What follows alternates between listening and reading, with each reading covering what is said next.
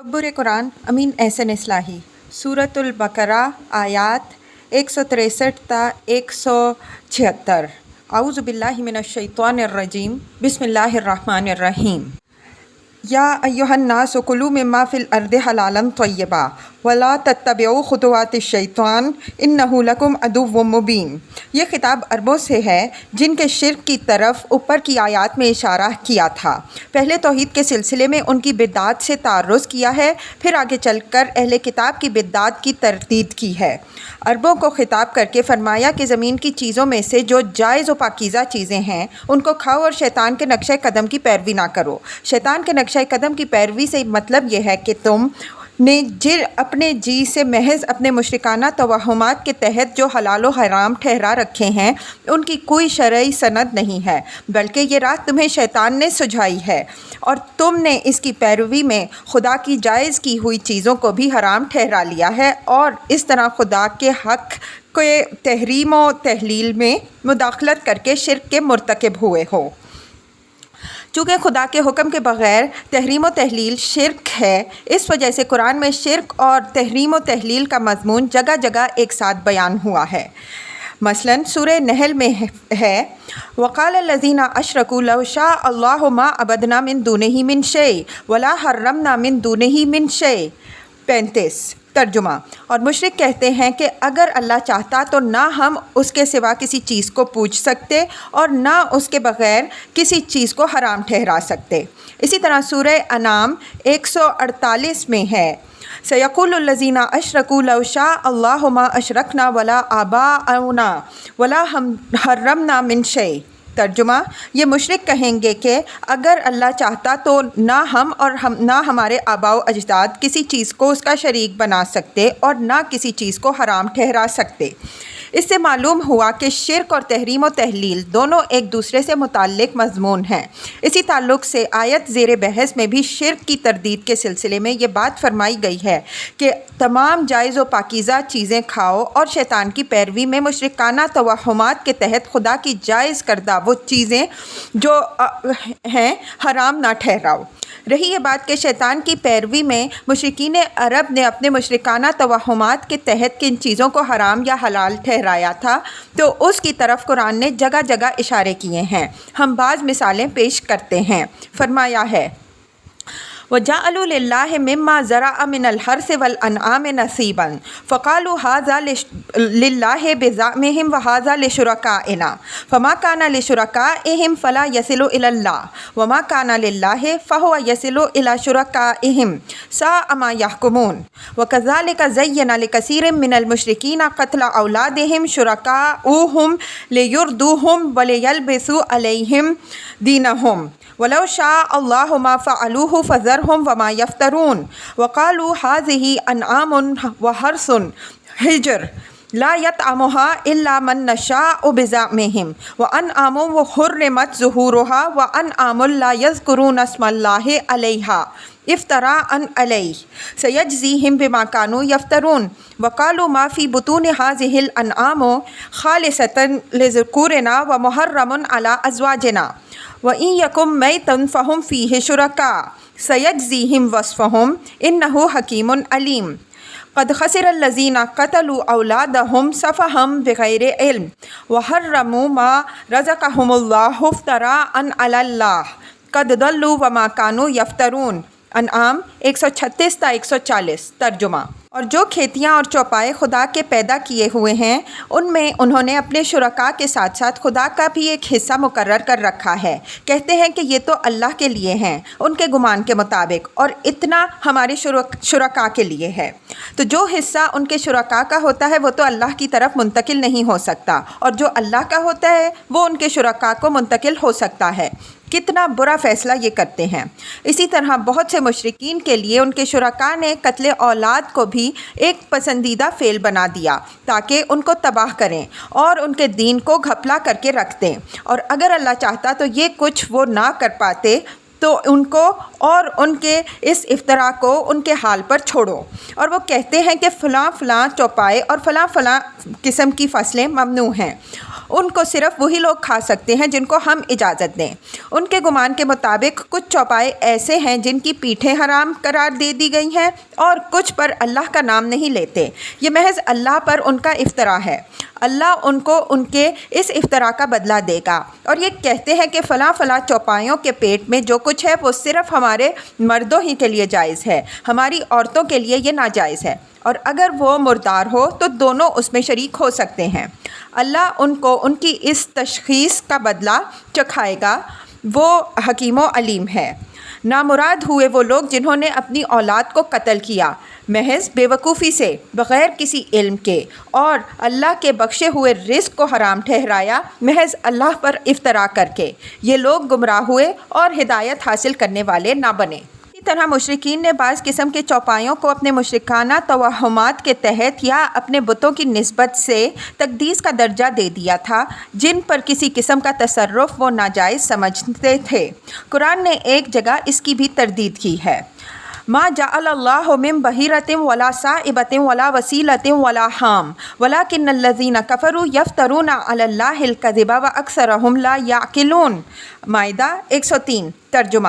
اور یہ بحیرہ اور صائبہ اور وسیلہ اور حام خدا نے مشروع نہیں ٹھہرائے ہیں، بلکہ یہ کافر خدا پر جھوٹ باندھتے ہیں جو کہتے ہیں کہ خدا نے مشروع کیے ہیں، اور ان میں سے اکثر عقل سے کام نہیں لیتے۔ ایک اور مقام پر ان کی اس مشرکانہ تحریم و تحلیل پر بدی الفاظ گرفتاری فرمائے ہیں۔ وَمِنَ الْأَنْعَامِ حَمُولَةً وَفَرْشًا كُلُوا مِمَّا رَزَقَكُمُ اللَّهُ وَلَا تَتَّبِعُوا خُطُوَاتِ الشَّيْطَانِ إِنَّهُ لَكُمْ عَدُوٌّ مُّبِينٌ۔ ثمانية أزواج من الضأن اثنين ومن المعز اثنين قل الذكرين حرم أم الأنثيين أما اشتملت عليه أرحام الأنثيين نبئوني بعلم إن كنتم صادقين ومن الإبل اثنين ومن البقر اثنين قل الذكرين حرم أم الأنثيين أما اشتملت عليه أرحام الأنثيين أم كنتم شهداء إذ وصاكم الله بهذا فمن أظلم ممن افترى على الله كذبا ليضل الناس بغير علم إن الله لا يهدي القوم الظالمين قل لا أجد فيما أوحي إلي محرما على طاعم يطعمه إلا أن يكون ميتة أو دما أو مسفوحا أو لحم خنزير فإنه رجس أو فسقا أهل لغير الله به۔ انعام 141 تا 145 ترجمہ۔ چوپایوں میں سے بوجھ اٹھانے والے بھی پیدا کیے ہیں اور زمین سے لگے ہوئے بھی پیدا کیے ہیں۔ خدا نے جو تمہیں بخشے ہیں ان میں سے کھاؤ اور شیطان کے نقشہ قدم کی پیروی نہ کرو، بے شک وہ تمہارا کھلا ہوا دشمن ہے۔ آؤ ان چوپایوں کی 8 قسموں کو لو، بھیڑوں میں سے 2 اور بکریوں میں سے 2، پھر پوچھو ان سے کہ خدا نے ان کے نروں کو حرام ٹھہرایا ہے یا ان کے ماداؤں کو، یا ان کے بچوں کو جو ان کی ماداؤں کے پیٹوں میں ہیں۔ کہو کہ مجھے کسی سند کے ساتھ بتاؤ اگر تم اپنے دعوے میں سچے ہو، اور اسی طرح 2 اونٹوں میں سے اور 2 گایوں میں سے لو، اور ان سے پوچھو کہ ان کے نروں کو حرام کیا ہے یا ان کے ماداؤں کو، یا ان کو جو ان کے ماداؤں کے پیٹوں میں ہے۔ ان سے پوچھو کیا تم اس وقت موجود تھے جب خدا نے تمہیں ان باتوں کا حکم دیا؟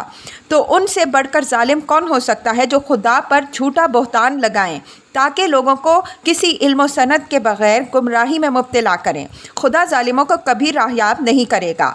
کہہ دو مجھ پر جو وحی ہوتی ہے اس میں تو میں کسی کھانے والے پر بجز اس کے کوئی چیز حرام نہیں پاتا کہ یا تو مردار ہو یا بہایا ہوا خون یا سور کا گوشت، یہ چیزیں نجس ہیں، یا کسی چیز کو غیر اللہ کے نام پر ذبح کیا گیا ہو خدا کے حکم کی نافرمانی کرتے ہوئے۔ مذکورہ بالا تفصیل سے یہ بات معلوم ہوتی ہے کہ آیت زیر بحث میں شیطان کے نقشہ قدم کی پیروی سے مراد یہی مشرکانہ توہمات کے تحت اللہ تعالیٰ کی پیدا کی ہوئی چیزوں کو حرام ٹھہرانا ہے۔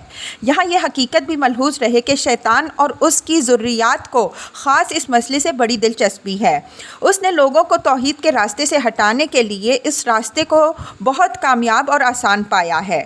اس وجہ سے شروع ہی سے اس کو اپنے پروگرام میں شامل کر کے پوری جرت اور صفائی کے ساتھ اس کا اعلان بھی کر رکھا ہے۔ قرآن میں مندرجہ ذیل آیت پر غور فرمائیے۔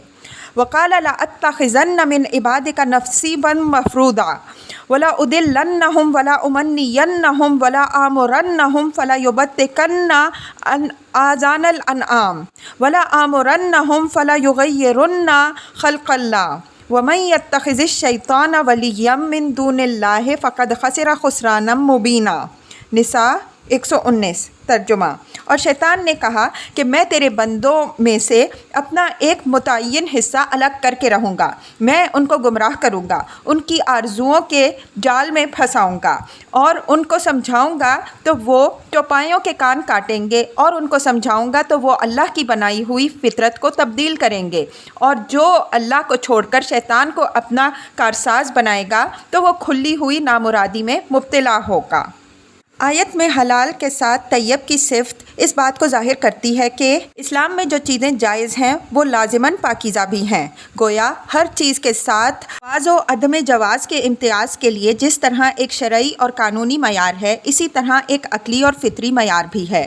جو چیزیں ظاہری گندگی اور عقلی و اخلاقی مفاسد سے آلودہ نہیں ہیں وہ سب چیزیں حلال ہیں۔ اس کے برعکس جن چیزوں کے اندر کوئی ظاہری یا باطنی گندگی موجود ہے وہ ناجائز ٹھہرا دی گئی ہیں۔ شیطان کے لیے عدو و مبین کی صفت اس حقیقت کو ظاہر کرتی ہے کہ بنی نوع آدم کے ساتھ اس کی دشمنی کوئی ڈھکی چھپی بات نہیں ہے، بلکہ روز اول سے آدم اور اس کی ذریت کا دشمن ہے، اور اپنی اس دشمنی کا قیامت تک کے لیے کھلم کھلا اعلان بھی کر چکا ہے۔ اوپر ہم ایک آیت سورہ انعام کی نقل کر آئے ہیں جس سے واضح ہے کہ وہ اپنی اس دشمنی کا خود اللہ تعالیٰ کے سامنے پوری جسارت کے ساتھ اظہار کر چکا ہے۔ اسی مضمون کی ایک دوسری آیت بھی ملاحظہ ہو۔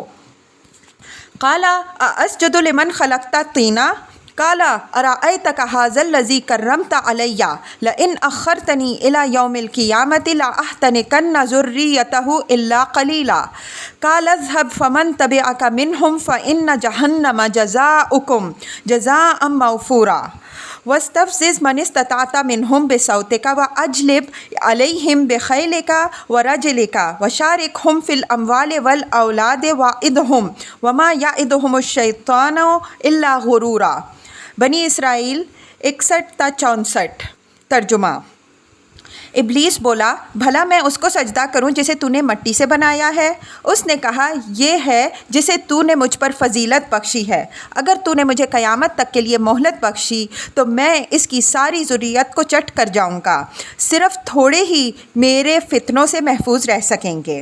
خدا نے فرمایا، جا، جو ان میں سے تیری پیروی کریں گے تو جہنم تمہارا پورا پورا بدلہ ہے، اور ان میں سے جن کو اپنے شور و غوغا سے گھبرا سکے ان کو گھبرا لے، اور ان پر اپنے سوار اور پیادے چڑھا لے، اور ان کے مال اور اولاد میں شریک بن جا، اور ان کو وعدوں کے سبز باغ دکھا، اور شیطان کے یہ وعدے فریب کے سوا اور کچھ نہیں ہیں۔ ایک دوسرے مقام میں شیطان کے الٹیمیٹم کے الفاظ ملاحظہ ہوں۔ قَالَ فَبِمَا أَغْوَيْتَنِي لَأَقْعُدَنَّ لَهُمْ صِرَاطَكَ الْمُسْتَقِيمَ ثُمَّ لَآتِيَنَّهُم مِّن بَيْنِ أَيْدِيهِمْ وَمِنْ خَلْفِهِمْ وَعَنْ أَيْمَانِهِمْ وَعَنْ شَمَائِلِهِمْ وَلَا تَجِدُ أَكْثَرَهُمْ شَاكِرِينَ۔ اعراف 16 تا 17 ترجمہ۔ بولا، بوجہ اس کے کہ تو نے آدم کے سبب سے مجھے گمراہی میں ڈالا ہے، میں تیری سیدھی راہ پر ان کی گھات میں بیٹھوں گا، پھر میں ان کے آگے سے، ان کے پیچھے سے، ان کے دائیں سے، ان کے بائیں سے، اور ان کی راہ ماروں گا، اور تو ان میں سے اکثر کو اپنا شکر گزار نہیں پائے گا۔ جو دشمن اتنے کھلم کھلا الفاظ میں اعلان جنگ دے چکا ہو، اس کے ایک کھلے ہوئے دشمن اوپن اینمی ہونے میں کسی شبہ کی گنجائش نہیں ہو سکتی۔ اسی وجہ سے قرآن نے اس کو عدو و مبین سے تعبیر کیا ہے، اور مقصود اس سے بنی آدم کو آگاہ کرنا ہے کہ ایک چھپے ہوئے دشمن سے دھوکہ کھا جانا تو کچھ بعید نہیں ہوتا، لیکن ایک کھلے ہوئے دشمن سے دھوکہ کھا جانا، یہاں تک کہ اس کو دوست اور کارساز سمجھ کر اس کے مشوروں پر کاربند ہونا، ایک ایسی حماقت ہے جس سے بڑی حماقت کوئی اور ہو نہیں سکتی۔ انما یأمرکم بالسوء والفحشاء وان تقولوا علی اللہ ما لا تعلمون۔ امرا کے معنی جس طرح کسی بات کا حکم دینے کے ہیں اسی طرح کوئی بات سمجھانے یا مشورہ دینے کے بھی ہیں۔ سو کا لفظ وسیع معنوں میں استعمال ہوتا ہے، اس سے جسمانی و مادی نقصان اور گزند بھی مراد ہوتا ہے۔ مثلاً فانقلبوا بنعمۃ من اللہ وفضل لم یمسسہم سوء، آل عمران 173۔ ترجمہ، اور وہ خدا کی نعمت اور اس کا فضل لے کر لوٹے اور ان کو کوئی گزند نہ پہنچا۔ اس سے بیماری بھی مراد ہوتی ہے۔ مثلاً وَأَدْخِلْ يَدَكَ فِي جَيْبِكَ تَخْرُجْ بَيْضَاءَ مِنْ غَيْرِ سُوءٍ، نمل 12۔ ترجمہ، اور تم اپنا ہاتھ گریبان میں ڈال کر دیکھو، وہ اس کے اندر سے سفید برآمد ہوگا بغیر کسی مرض کے۔ اسی طرح یہ بدی اور گناہ کے لیے بھی استعمال ہوتا ہے، عام اس سے کہ بدی چھوٹی ہو یا بڑی۔ مثلاً انما التوبۃ علی اللہ للذین یعملون السوء بجہالۃ ثم یتوبون من قریب، نساء 17۔ ترجمہ، اللہ کے ذمے ان کی توبہ کی قبولیت ہے جو جذبات سے مغلوب ہو کر کوئی گناہ کر بیٹھیں پھر فوراً توبہ کر لیں۔ فحشاء کا لفظ کھلی ہوئی بدکاری اور بے حیائی کے لیے استعمال ہوتا ہے۔ قرآن میں اس سے زنا، لواطت اور ننگے ہو کر طواف کرنے کی قسم کی برائیوں کی طرف اشارے کیے گئے ہیں۔ جب سوء اور فحشاء کا دونوں الفاظ ایک ساتھ جمع ہو جاتے ہیں تو یہ نہ صرف تمام چھوٹی بڑی برائیوں ہی کو اپنے اندر سمیٹ لیتے ہیں بلکہ ہر طرح کے مالی، جسمانی اور عقلی نقصانات و مصائب بھی ان کے تحت آ جاتے ہیں۔ قول علی اللہ اور افتراء علی اللہ دونوں کے ایک ہی معنی ہیں، یعنی خدا کی طرف کوئی جھوٹی اور من گھڑت بات منسوب کرنا۔ مثلاً یہ کہنا کہ خدا نے فلاں اور فلاں کو اپنا ساجی اور شریک قرار دے دیا ہے، یا بغیر کسی سند کے یہ دعویٰ کرنا کہ خدا نے فلاں فلاں قسم کی چیزیں حرام ٹھہرائی ہیں۔ شیطان کے امر کرنے سے یہاں مطلب اس کا ان باتوں کے لیے ہے جو وہ دلوں میں وسوسہ اندازی کرتا ہے اور نگاہوں میں چیزوں کو کھبا دیتا ہے۔ شیطان کے مفہوم میں اس کی ساری ذریت شامل ہے، عام اس سے کہ وہ جنات میں سے ہو یا انسانوں میں سے۔ یہی مضمون ایک دوسری جگہ اس طرح بیان ہوا ہے، وَلَا تَأْكُلُوا مِمَّا لَمْ يَذْكُرُ اسْمُ اللَّهِ عَلَيْهِ وَإِنَّهُ لَفِسْقٌ وَإِنَّ الشَّيَاطِينَ لَيُوحُونَ إِلَىٰ أَوْلِيَائِهِمْ لِيُجَادِلُوكُمْ وَإِنْ أَطَعْتُمُوهُمْ إِنَّكُمْ لَمُشْرِكُونَ، انعام 121۔ ترجمہ، اور وہ چیزیں نہ کھاؤ جن پر خدا کا نام نہیں لیا گیا ہے، بے شک شیاطین اپنے دوستوں کی طرف القاء کرتے ہیں تاکہ وہ تم سے جھگڑیں، اور اگر تم نے ان کی بات مان لی تو تم مشرکوں میں سے ہو جاؤ گے۔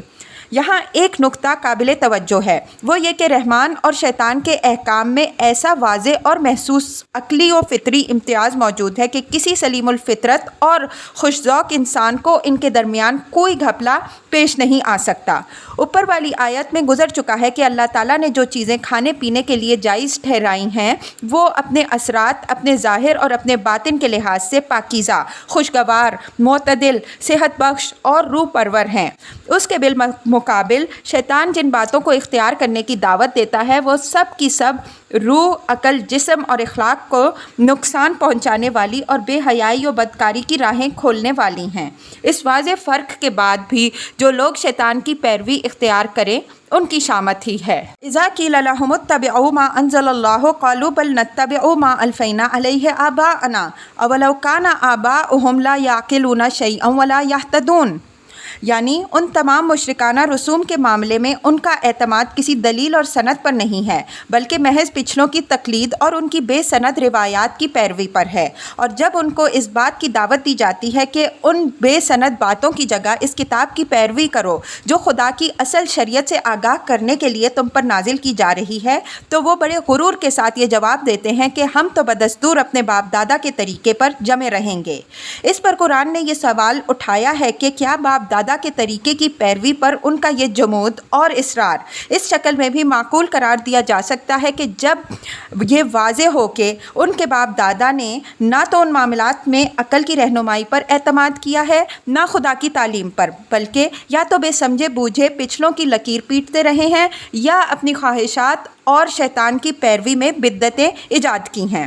قرآن کے اس سوال کے انداز سے یہ بات نکلتی ہے کہ مجرد یہ چیز کہ ایک بات باپ دادا سے چلی آ رہی ہے اس کی صحت و صداقت ثابت کرنے کے لیے کافی نہیں ہے، بلکہ تحقیق و تنقید کی کسوٹی پر اس کو رکھ کر یہ دیکھنا بھی ضروری ہے کہ بات اگر مجرد عقل و رائے سے تعلق رکھنے والی ہے تو وہ عقل کی میزان پر پوری اترتی ہے یا نہیں، اور اگر دین سے تعلق رکھنے والی ہے تو اس کی کوئی مضبوط اور قابل اعتماد سند ہے کہ نہیں۔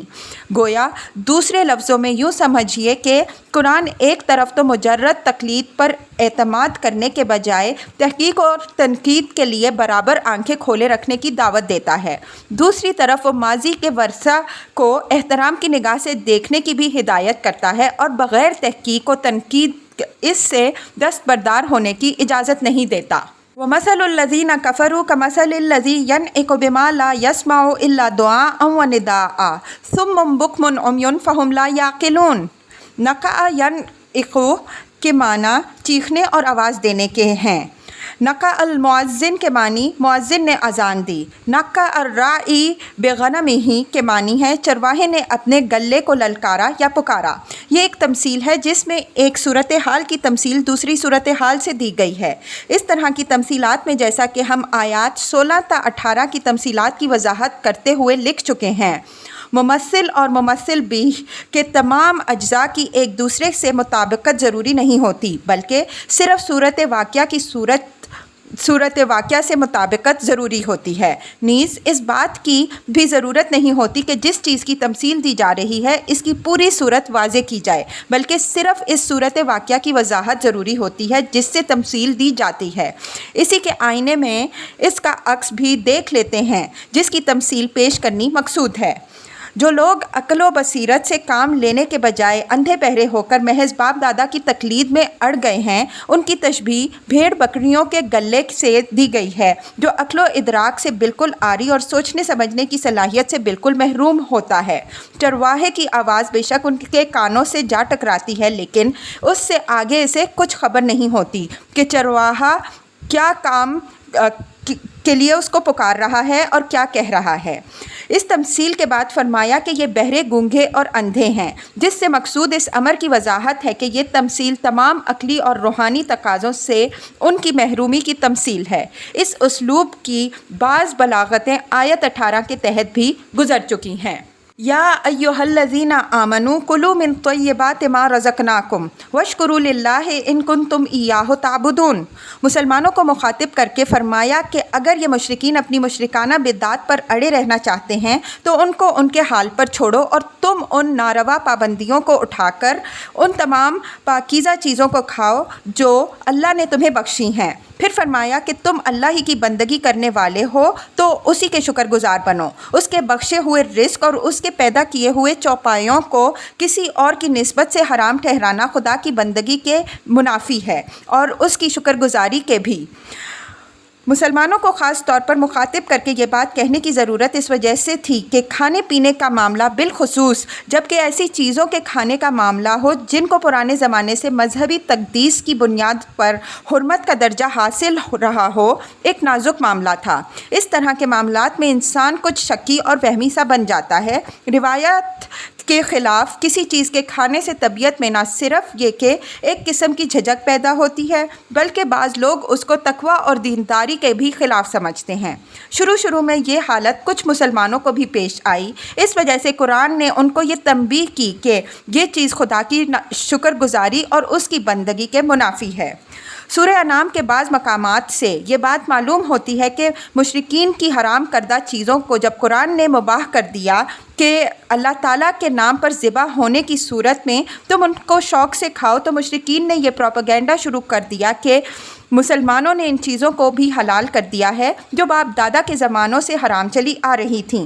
کیونکہ اس طرح کے معاملات میں طبیعتیں جیسا کہ اوپر گزرا بڑی حساس ہو جاتی ہیں، اس وجہ سے کچھ مسلمانوں پر اس پروپیگنڈے کا اثر ہوا۔ سورہ انعام کی آیات ذیل میں اسی پروپیگنڈے کا روح ہے۔ فَكُلُوا مِمَّا ذُكِرَ اسْمُ اللَّهِ عَلَيْهِ إِن كُنتُمْ بِآيَاتِهِ مُؤْمِنِينَ وَمَا لَكُمْ أَلَّا تَأْكُلُوا مِمَّا ذُكِرَ اسْمُ اللَّهِ عَلَيْهِ وَقَدْ فَصَّلَ لَكُم مَّا حَرَّمَ عَلَيْكُمْ إِلَّا مَا اضْطُرِرْتُمْ إِلَيْهِ وَإِنَّ كَثِيرًا لَيُضِلُّونَ بِأَهْوَائِهِمْ بِغَيْرِ عِلْمٍ إِنَّ رَبَّكَ هُوَ أَعْلَمُ بِالْمُعْتَدِينَ وَذَرُوا ظَاهِرَ الْإِثْمِ وَبَاطِنَهُ ان الذین یکسبون الاسم سیجزون بما کانوا یقترفون ولا تأکلوا مما لم یذکر اسم اللہ علیہ وانہ لفسق وان الشیاطین لیوحون الی اولیائہم لیجادلوکم وان اطعتموہم انکم لمشرکون۔ سورہ انعام آیات 118 تا 121۔ ترجمہ۔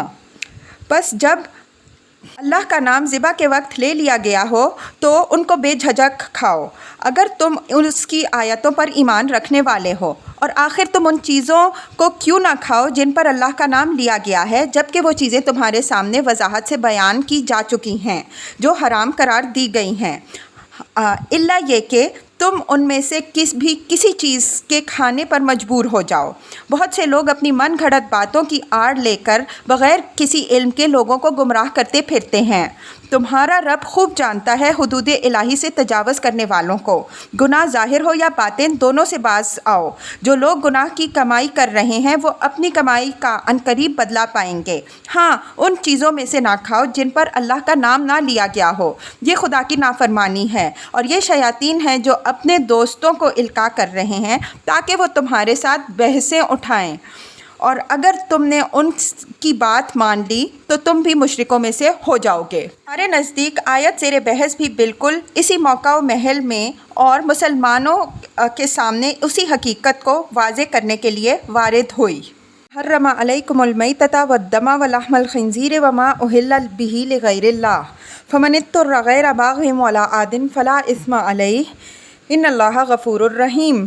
یہ اشارہ ہے ان چیزوں کی طرف جو اصلاً ملت ابراہیم علیہ السلام میں حرام ٹھہرائی گئی تھیں، اور مقصود اس سے ہرگز حرام و حلال کی تفصیل پیش کرنا نہیں ہے، بلکہ صرف مشرکین کی تردید ہے کہ انہوں نے اپنے مشرکانہ توہمات کے تحت چوپایوں میں سے بعض کو جو حرام قرار دے دیا ہے۔ یہ بالکل بے سند بات ہے۔ ملت ابراہیم علیہ السلام میں صرف یہ چیزیں حرام تھیں۔ بالکل اسی سیاق میں یہی بات سورہ انعام میں بھی اس طرح فرمائی گئی ہے۔ قُل لَا أَجِدُ فِي مَا أُوحِيَ إِلَيَّ مُحَرَّمًا عَلَىٰ طَاعِمٍ يَطْعَمُهُ إِلَّا أَن يَكُونَ مَيْتَةً أَوْ دَمًا مَّسْفُوحًا أَوْ لَحْمَ خِنزِيرٍ فَإِنَّهُ رِجْسٌ أَوْ فِسْقٌ أُحِلَّ لِغَيْرِ اللَّهِ بِهِ۔ 145۔ ترجمہ۔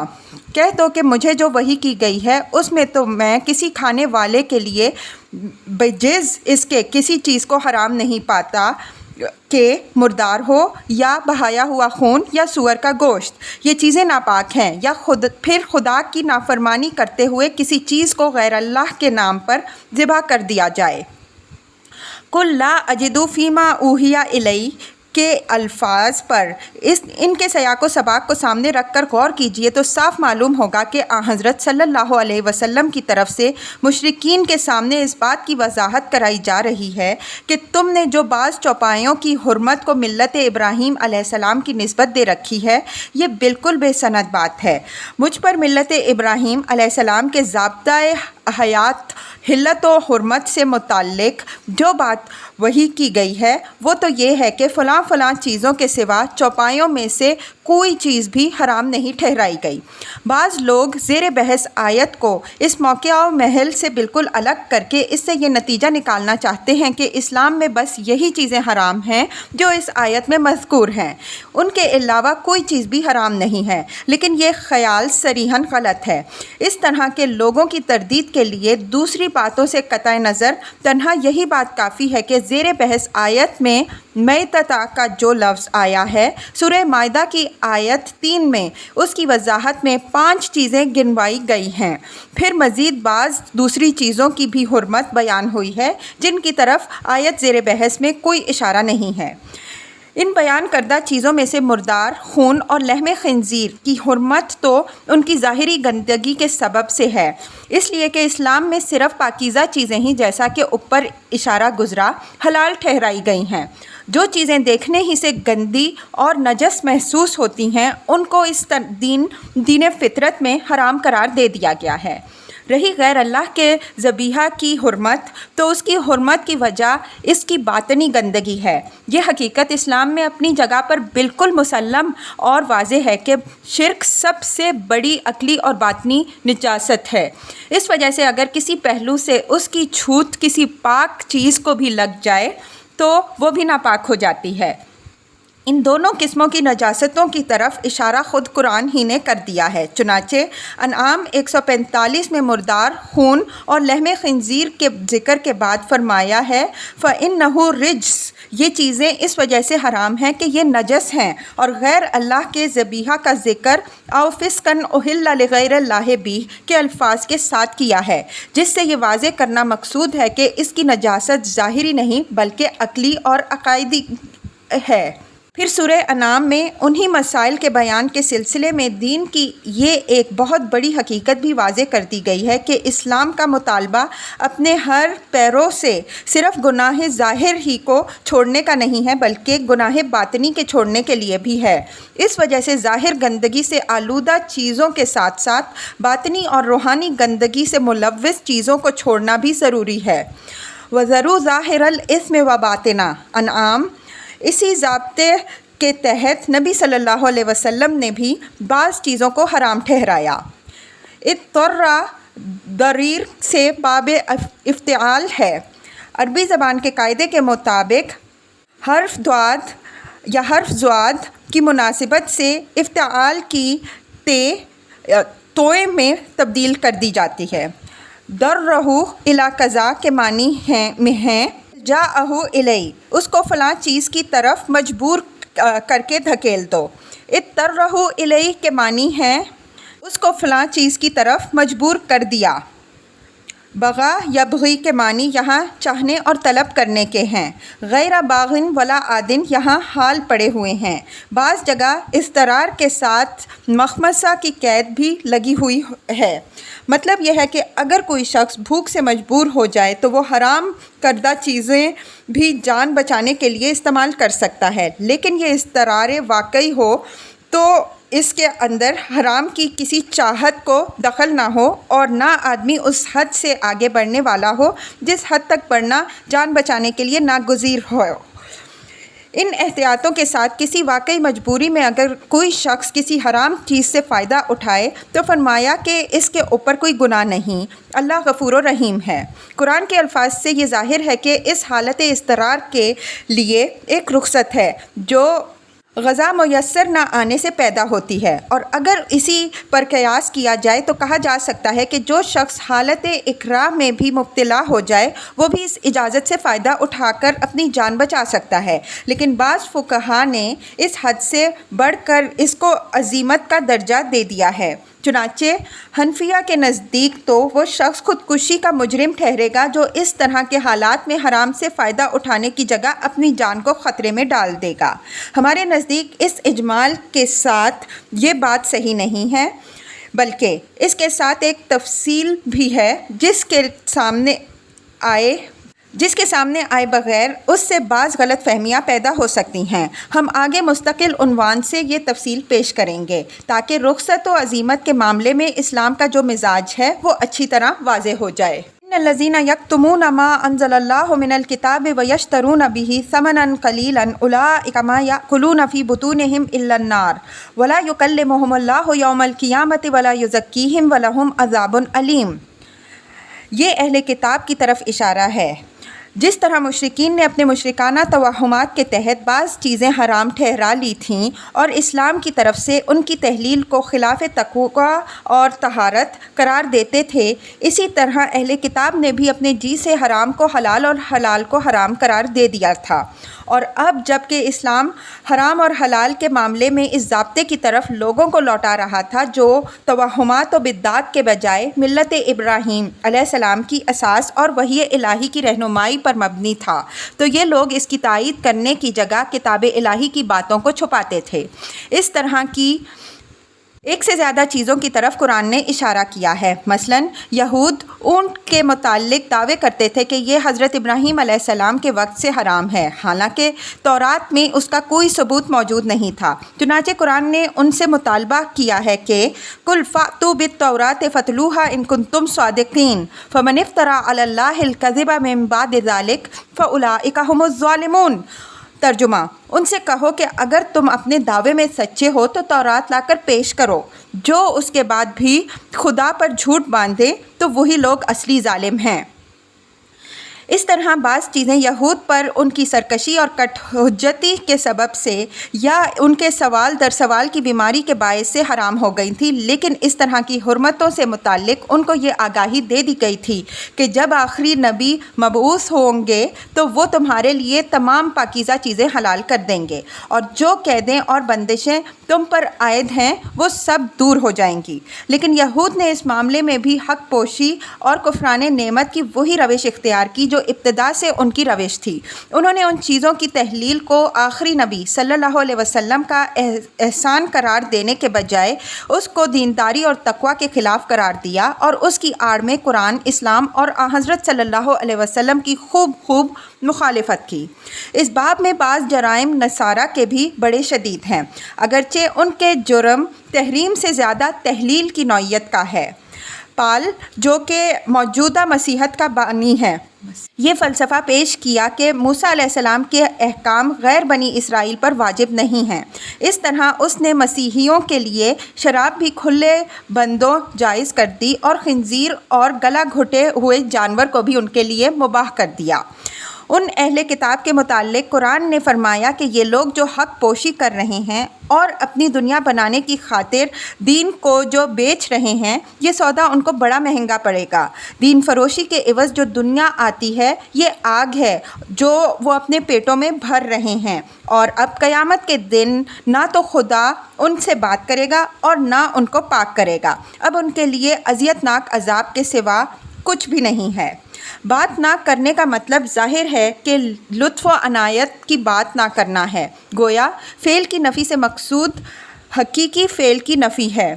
دوسری جگہ اس سلسلے میں وَلَا يَنظُرُ إِلَيْهِمْ کے الفاظ آئے ہیں، اس سے بھی مراد نگاہ التفات کی نفی ہے۔ یہاں یہ نقطہ ملحوظ رہے کہ خدا جس قوم کو کتاب و شریعت دیتا ہے اور اپنا پیغام پہنچانے کے لیے اس کے اندر اپنا نبی بھیجتا ہے، تو یہ بھی نبی کے واسطے سے خداوند تعالیٰ گویا اس قوم کو اپنے شرف تکلم سے نوازتا ہے۔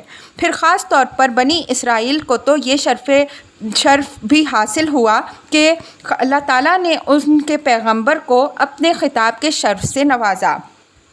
اس عظیم عزت افزائی کا تقاضا یہ تھا کہ یہود دل و جان سے خدا کی شریعت اور اس کے کلام کی قدر کرتے اور گوشے گوشے میں اس کا چرچا پھیلاتے، لیکن جب انہوں نے اس کو شرف سمجھ کر اس کو پھیلانے کی جگہ اس کو عیب کی طرح چھپانے کی کوشش کی، تو اب ان کا کیا منہ رہ گیا ہے کہ خدا ان کو قیامت کے دن پھر اپنے شرف خطاب سے نوازے اور نہ ان کو پاک کرے گا۔ یعنی اللہ تعالیٰ نے ان کو نبوت اور کتاب کی نعمت سے اسی لیے نوازا تھا کہ ان کو پاکیزہ بنائے، لیکن جب انہوں نے اس نعمت کے باوجود گمراہیوں اور آلودگیوں ہی میں لتھڑے رہنا پسند کیا، تو اب خدا ان کو آخرت میں پاک نہیں کرے گا۔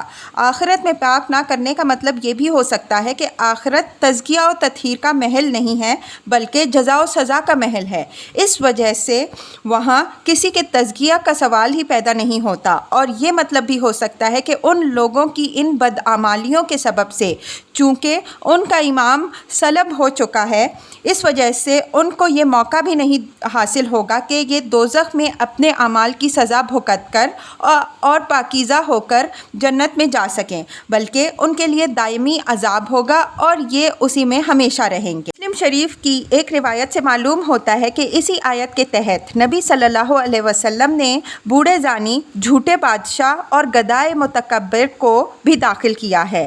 یہ حدیث اس آیت کی تفسیر نہیں بلکہ اشتراک علت کی وجہ سے آیت کے حکم کی توسیع ہے۔ اولئک الذین اشتروا الضلالۃ بالہدی والعذاب بالمغفرہ فما اصبرہم علی النار۔ فما اصبرہ کا اسلوب ما احسنہ کی طرح اظہار تعجب کے لیے ہے۔ مطلب یہ ہے کہ یہ لوگ جو اس دیدہ دلیری کے ساتھ ہدایت کی جگہ ضلالت اور مغفرت کی جگہ عذاب کو ترجیح دے رہے ہیں تو دوزخ کے معاملے میں ان کی ڈھٹائی اور جرت حیرت انگیز ہے۔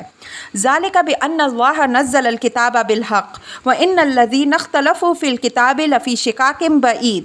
یہ اس ناراضگی اور غضب کا سبب بیان ہو رہا ہے جس کا ذکر اوپر کی آیات میں ہوا ہے، یعنی یہ لوگ اللہ تعالیٰ کے اس عطاب کے مستحق اس وجہ سے ٹھہریں گے کہ خدا نے ان کو راہ راست پر لانے کے لیے ایک ایسی کتاب اتاری جو تمام جھگڑوں اور سارے اختلافات کو چکا دینے والی ہے، لیکن انہوں نے اس کے بعد بھی ہدایت کی جگہ ضلالت ہی کو اختیار کیا، تو یہ اسی بات کے مستحق ہیں کہ یہ ہمیشہ کے لیے خدا کی نظر التفات سے محروم ہو کر اس عذاب میں پڑیں جس سے ان کو کبھی نکلنا نصیب نہ ہو۔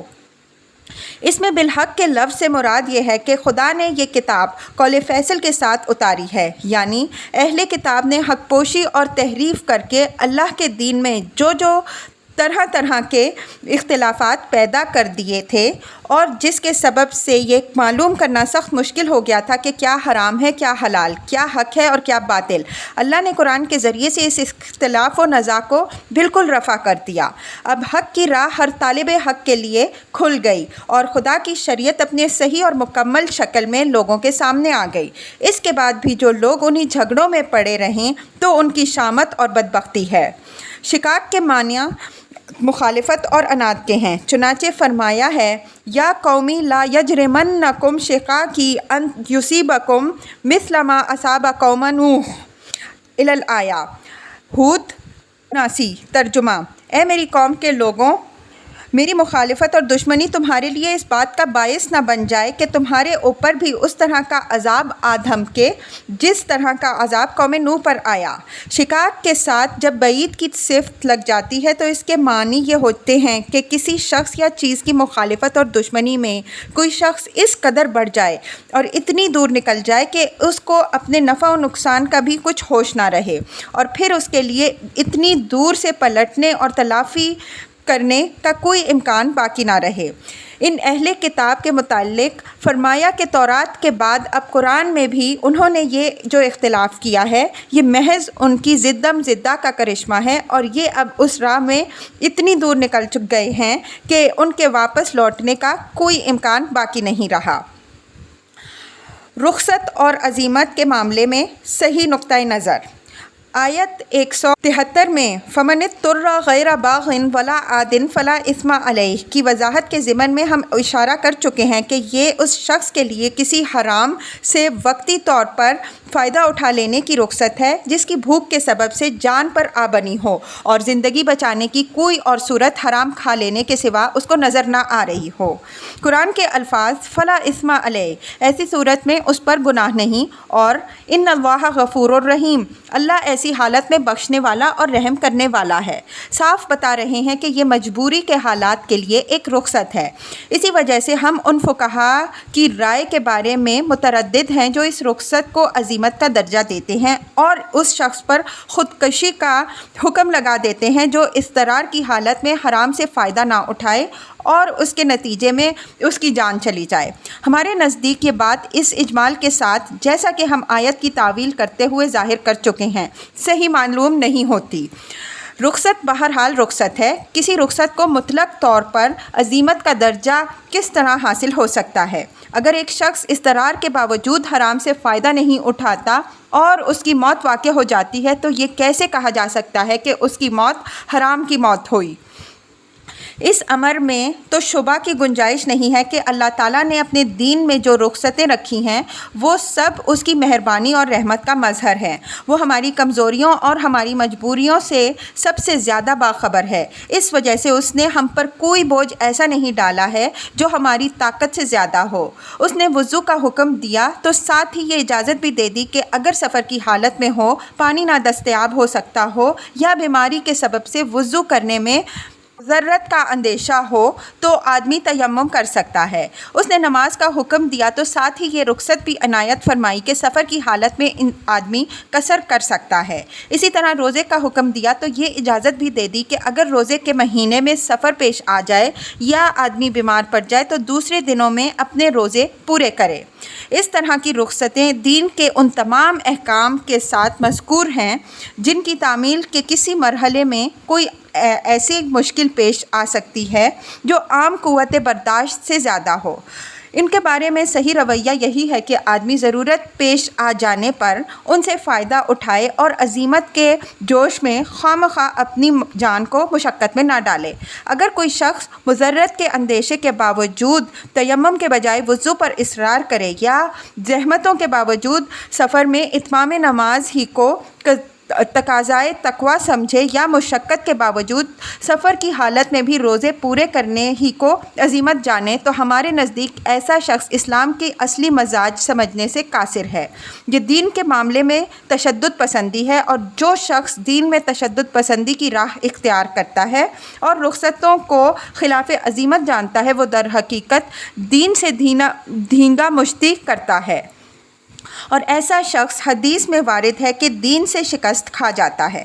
چنانچہ نبی صلی اللہ علیہ وسلم ایک صاحب کو تنبیہ فرمائی جو سفر کے دوران روزے کی وجہ سے اپنے آپ کو سخت مشقت میں ڈالے ہوئے تھے، لیکن اگر کسی شخص کو سفر میں ہر قسم کی سہولتیں حاصل ہوں، وہ بلا کسی خاص زحمت کے پوری نمازیں پڑھ سکتا ہے یا روزے رکھ سکتا ہے، تو اس سے کسی گناہ کے لازم ہونے کا سوال کہاں پیدا ہوتا ہے؟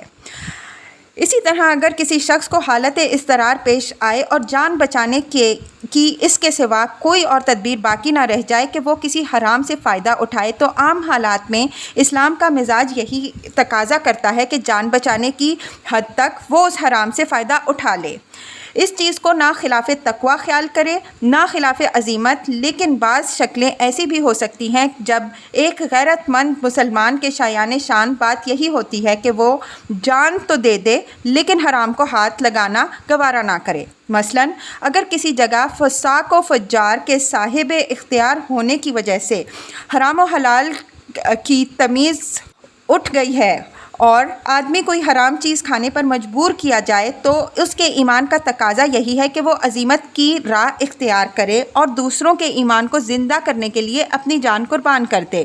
یہ بازی کھیل کر وہ گناہ گار نہیں ہوگا، بلکہ انشاءاللہ اپنی غیرت ایمانی اور احترام حقوق شریعت الہی کے صلے میں شہادت کا مقام حاصل کرے گا۔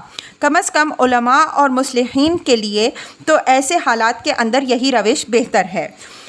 حضرات صحابہ رضی اللہ عنہم اجمعین نے مکہ کے ابتدائی زندگی میں جو تکلیفیں کلمہ توحید کی خاطر اٹھائی ہیں وہ کس سے مخفی ہیں؟ کتنے اصحاب نے اعدائے توحید کے ہاتھوں جام شہادت نوش کیا اور زندگی تو سب ہی حضرات کی خطرے میں رہی، لیکن ان میں سے کسی ایک صحابی کے متعلق بھی ہمارے علم میں یہ بات نہیں آئی کہ انہوں نے جان بچانے کی خاطر کلمہ کفر زبان سے نکالا ہو، حالانکہ قرآن میں اس بات کی صریح اجازت موجود تھی کہ اکراہ کی صورت میں آدمی جان بچانے کے لیے کلمہ کفر کہہ سکتا ہے۔ اس تفصیل سے واضح ہوا کہ نہ تو دین کی رخصتوں کو حقیر سمجھنے کا رجحان صحیح ہے اور نہ رخصتوں کو ہی عزیمت قرار دینے کا رجحان صحیح ہے، بلکہ صحیح مسلک یہ ہے کہ عام حالات میں جس طرح رخصتوں سے فائدہ اٹھانا مزاج شریعت کے مطابق ہے، اسی طرح خاص حالات میں عزیمت کے تقاضوں پر عمل کرنا بھی دین کا مطالبہ ہے۔